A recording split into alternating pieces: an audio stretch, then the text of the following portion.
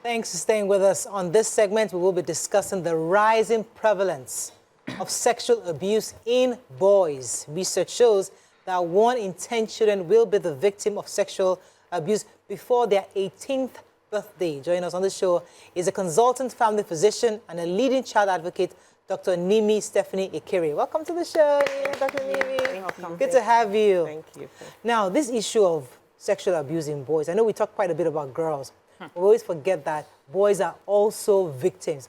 Many men can tell you for free that the affect sexual experience was probably some of them at the abuse of aunties, house helps, or somebody that just older than them. A lot of men will tell you that the experience was horrible, and we never paid attention to it and how they evolved to be so adults in different ways. But I'd like you to help us understand this issue of sexual abuse in boys. How do we miss it? Thank you for that question. We live in a male-dominated society. We also live in a stigma-prone society. We live in a society where vulnerability is equal to weakness. So if someone shows their vulnerable side, especially for boys, they are termed weaklings. They are now emasculated. In our parlance, they are called woman rapper. Yes. Why are you crying? In fact, I've seen, I was walking down, I was going to pick my son, and I saw a parent, a man, tell the son, why are you crying like a girl? Why are you crying like a girl? Mm. And the poor boy was crying, and I said, sir, you don't say that to your child. I said, leave me, you shouldn't. And this shocked you. How about one day I was giving a lecture to some parents, and they said, I would not have my son being bullied and coming home to cry. So he will bottle it up, and one day he will explode, and there will be avenues where he will explode. So I think that we haven't given our boy child or our boys the avenue to speak up. We stigmatize, we look down on them because they are boys, and we think that they don't have to express negative emotions. It has to be happy, happy, happy all the time. So I think that is why this is downplayed. And again, you realize that I've had a patient tell me, an elitist patient tell me that he would rather have his child, he wouldn't want any of his children abused, but he'd rather have his male child abused than have his daughter abused. I'm like, why? He said, because it's a man's world. A man is the conqueror. A man is it's not a bad thing. Doctor, I didn't say I want my children to be abused. But if my boy, if I had to choose between my boy, and that was absurd. Mm. So we live in this society where it feels like if they are abused, they can't cope with it, but they can't really cope with it. They are not coping with it. And what would you say, because of our mindset where we don't look at, where we have put boys in this particular space, what would you say has now become the repercussions of that behavior? Mindset? Thank you again. I was on a radio show, and a man called me, and he said that when his parents were very rich, at 10, his nanny was abusing him, and it went on for a long time. Nobody knew. Of course, nobody would know. He's a boy child. And at 12, his older cousin was taking him to the brothel. And at 12? Yes, and at first, it was normal. He would watch or take alcohol. And afterwards, he started taking the prostitutes, the whores. And this continued until until he was 18 or 19, and then the cousin left. This man is in his 30s. He's hooked on pornography. He can't do without going to the brothel. He's lost his marriage. He can't save. He's a drug addict. He has PTSD. He has depression. So, this is a case study.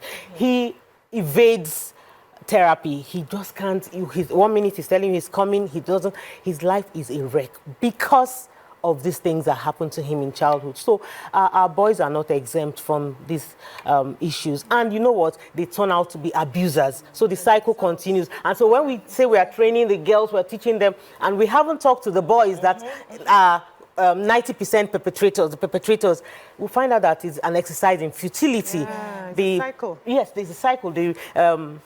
It's counterproductive. Our efforts will be counterproductive. So I think that we should have an inclusive work, an inclusive environment where we are training the boys. And even with what you're talking about, entitlement, most of our boys, children are entitled. He's my first son. He's my only son. He's my this. I waited.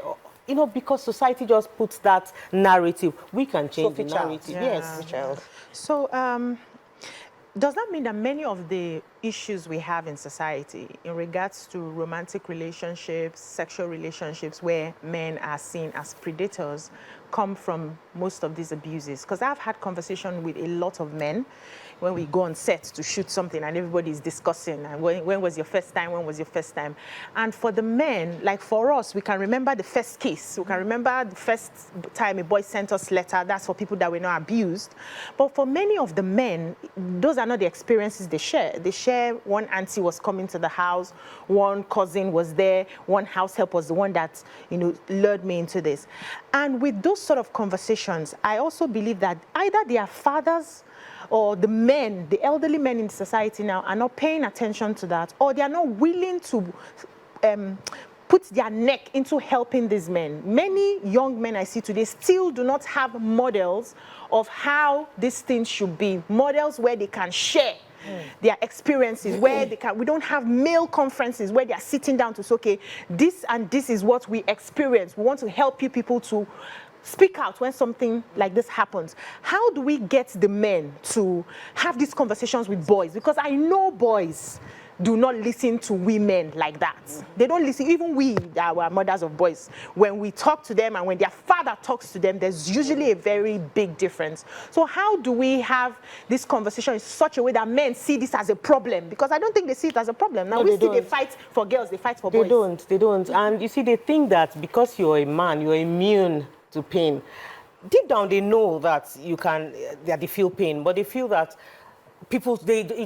there's just this unspoken rule that nobody should see a man break down.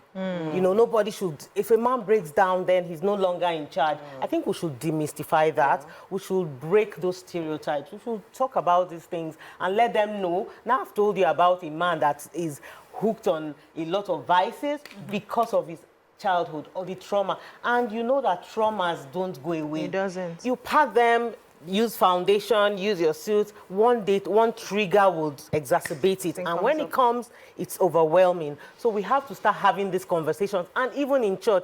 Who is the weaker vessel? Let's take all these things aside. Weaker vessel. It's in the Bible now. It is, but in another context. Yes, give the...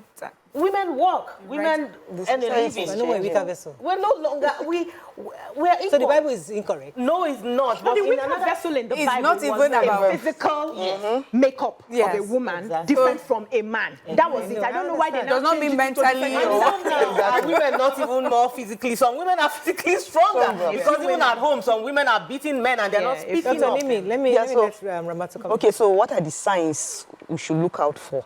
And what are the, how do we make them talk if they are if something like that happens to them? Yeah. How do you get them to talk? Good. So for the sign, sometimes you may not, especially if the child is a taciturn one, it's quiet. But as parents, we have to really be intentional. We have to know our children. If someone asks you, how's your child, you should know that this child was like this and now it's changing. So the child could be quiet,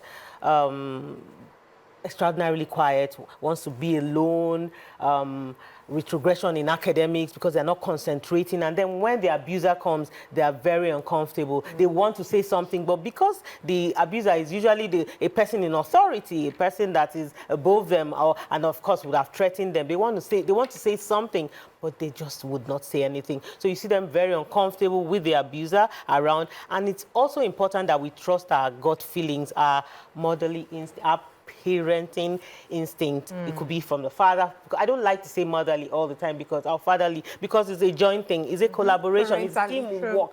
Parental instinct. Yes, so it's not just the motherly instinct. Yeah. If you have this feeling that all is not well about someone, please do not dismiss it. Do you know what I also see why maybe the older adult men may not really think it's a big deal? Because some of the men that I have spoken to, when they talk about their experiences, they don't describe it as a painful experience. They're happy. Concord. Yes. They're like, when I was 9, if you see what I did when I was 10, you know? And you'd have had a conversation where you're like, how did you feel? You're like, I was excited. What do you mean? among my Until peers. you see their dark sides. Well, you see this, among- this thing that happened with the Equatorial Guinea. Do No. you know the trauma? Do you know what he faced? First, yeah. Do you know? So for them, yeah. So Yeah, they don't you know, use so, people so, all prim and so, proper. yeah, so I was going somewhere, which is, if they don't see it as a painful experience, why then would they? In fact, maybe in their minds, they're thinking, I hope this my boy. little son gets already it getting it. quick. What quick she's saying enough. is that we don't know their painful side. That there's a dark side of that. What we see Come out with that is the facade. fact that they've masked it as, oh, Yes. it was a fantastic conqueror and whatever. But really, there's a dark side. Damages them. No, I agree with that. I'm just talking And it's to the fact where individualized. conversation is not happening. Yes. So maybe now we need to talk to the adults saying what you are describing as a A good you know, time. exciting experience. This may be why you are As like this repercussion. in this area, and, And that in is their what you sober should moments, they prevent feel- your child from going through as Yes, well. and in their sober moments, they feel it. They tell you that they feel like all is not well. They feel like their lives are not together. You know, we all have our times of, you know, being sober, of being reflective, of introspection, you know, retrospection as well. So, and some of them may not, I mean, a lot of people, some people will not have the same effect. It may not take the same toll as it would with some people. Some of them, okay, sorry. Dr. Nimi, sorry, there's a bit of a conflict here because, you know, in this new world where there are girly men, or there are men that are now very feminist and they're very Feminine men. feminine. I'm trying to find a nicer word. Effeminate men. Effeminate men. Girly men. You know, girly men, and you know, and some are declaring that they are not men, that they are now women. A lot of parents are scared of their child having an inkling of that behavior. So they're trying to make you a man's man. Like, you know, I've seen some fathers. I don't want it, maybe because a little boy maybe wears my wig or wears somebody's wig. Why are you wearing your mother's wig? What nonsense is that? You cannot Deliverance immediately. Yes. Go to church. So because we are trying to get to that point of let a boy be a child. Express them, let them cry, let them be, you know. But our men are like, hell no, that's not gonna happen in my house. You're not wearing your mother's shoes. You know, I mean, when the kids they did it, that wasn't a big deal. So how do we marry these two worlds? There's a new world out there, but the men are trying to raise men, not girly men. So how do we find that middle ground? Okay, so emotions don't define your masculinity Or femininity. or femininity or who you are. I mean, we're human beings first with our emotions. We laugh, we cry. So it doesn't determine anything. You don't box people up because you think that they'll be said to be weaklings if they opened up. Again, I know there's a thin line because you don't want them to be effeminate. You don't want them to act like women.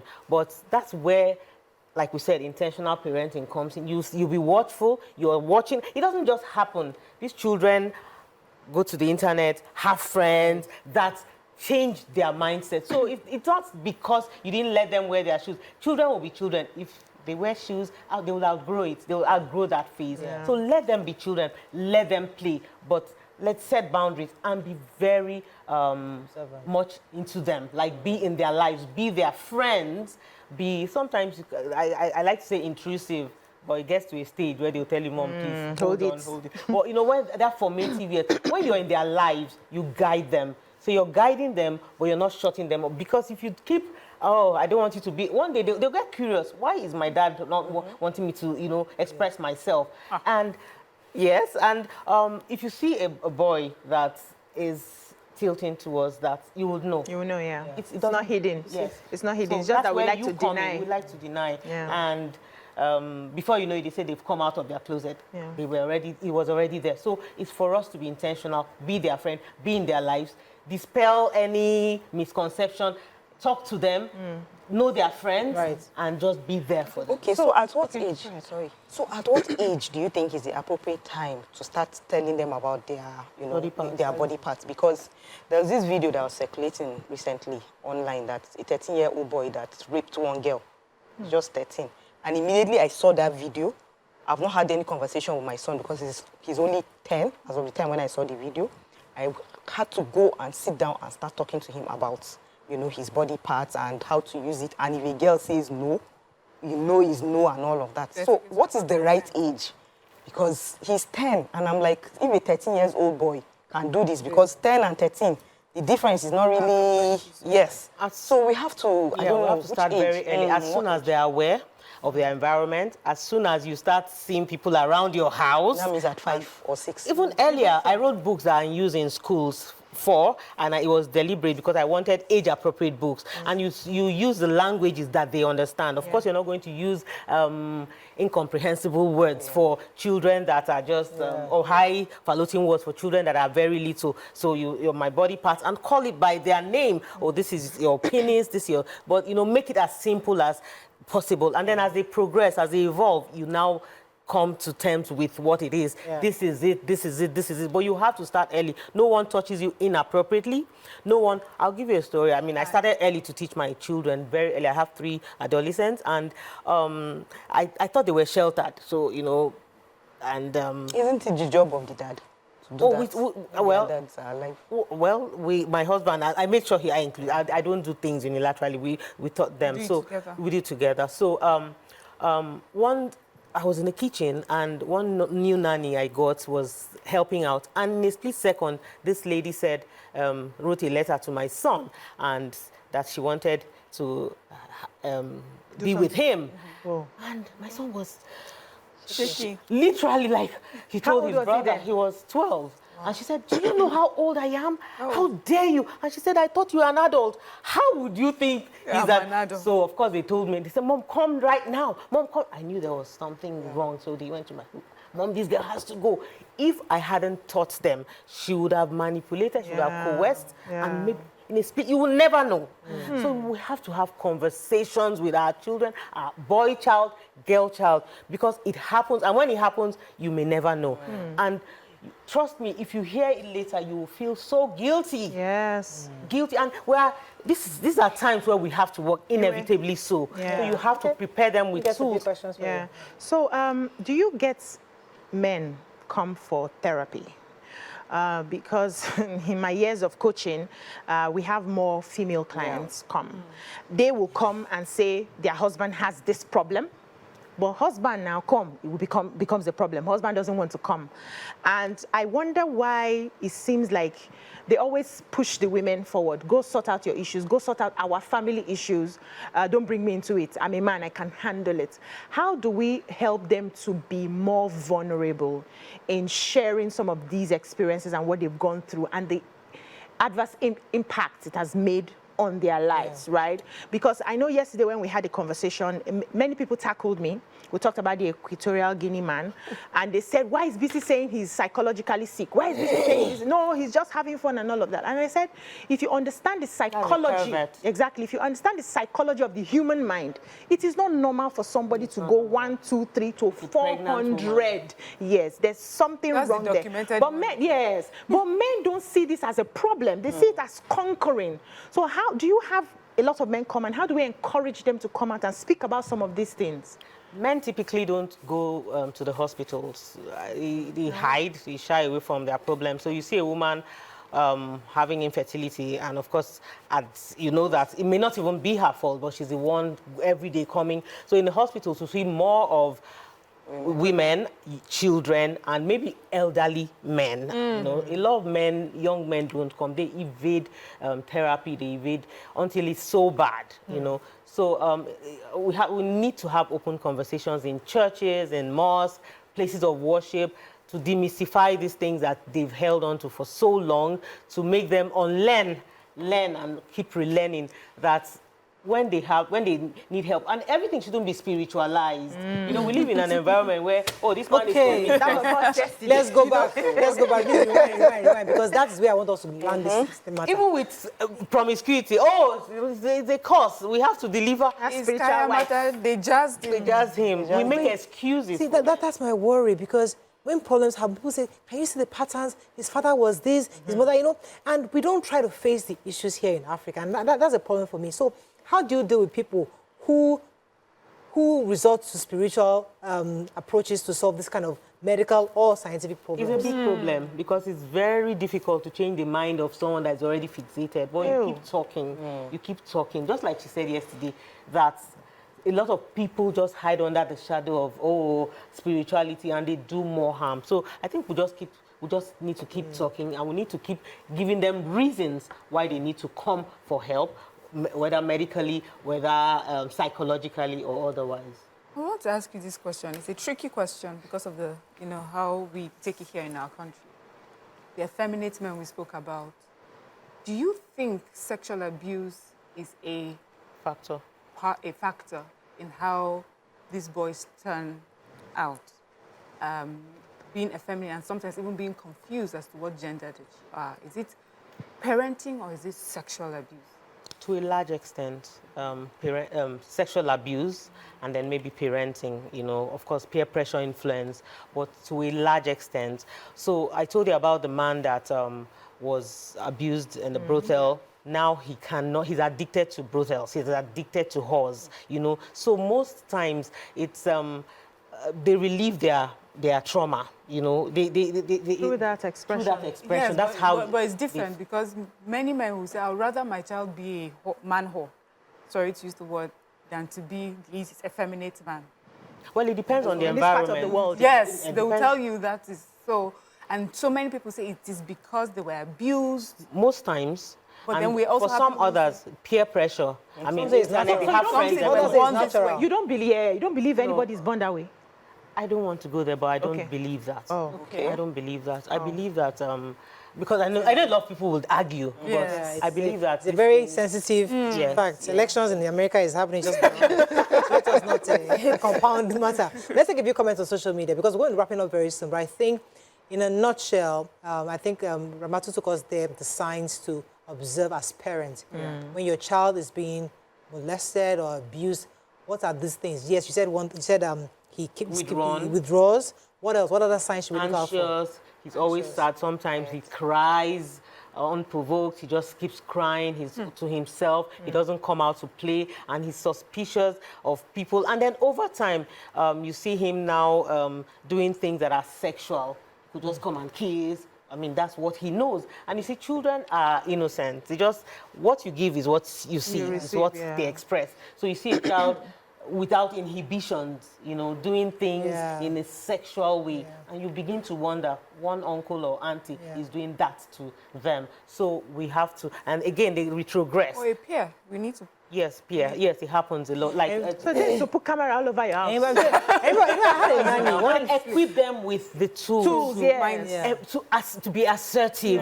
Once you've done that, To know who they are. To know who they are, and that nobody can intimidate them. Because a lot of times they come and, they bring them down. Then there's low self-esteem. Most children that give in have low self-esteem because these people come, tell them nice words. Are you a baby? Are you a baby? Look at, don't you know you're... Unfortunately, we have to wrap up with this. But thank you, baby in Dr. Jesus' Nimi. name. Amen. Thank you, Dr. Nimi, for coming. It's a pleasure having you. But I really, really Thank you. appreciate your knowledge here, and we hope that parents can see this as an opportunity to begin to have this conversation with boys. We do quite a bit with girls, but let's start paying attention to our boy children. That's all we can take on today's show. Hope you had a great time. We'll see you tomorrow. Bye for now.